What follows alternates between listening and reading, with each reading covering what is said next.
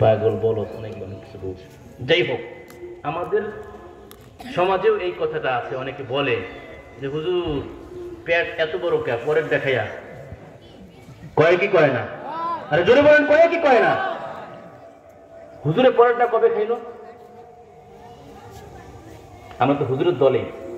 হুজুরের পরেরটা খাইল কবে বলেন আপনি? একটা প্রমাণ দেখান, একটা প্রমাণ। স্টেজ থেকে নেমে আপনার পায়ে হাত ধরে বলবো যে আমরা আর কোনদিন হুজুরের এই পক্ষে কথা বলবো না।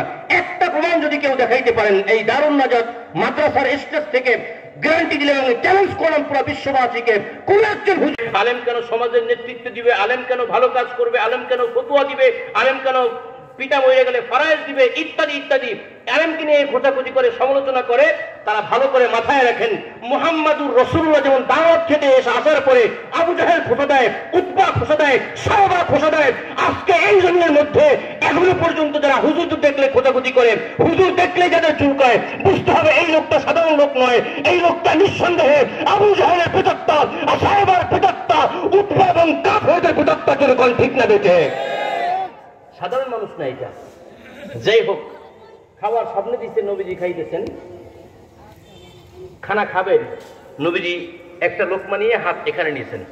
ফাজাআহু জিবরাইল আলাইহিস সালাতু ওয়াস সালাম ওয়া আখাযা ইয়াদা রাসূলিল্লাহ ওয়া ক্বালা ইয়া রাসূলুল্লাহ লা তাকুল তুআমা উকবাতা ইবনে আবি মুঈত। হুজুর আছেন জানেন,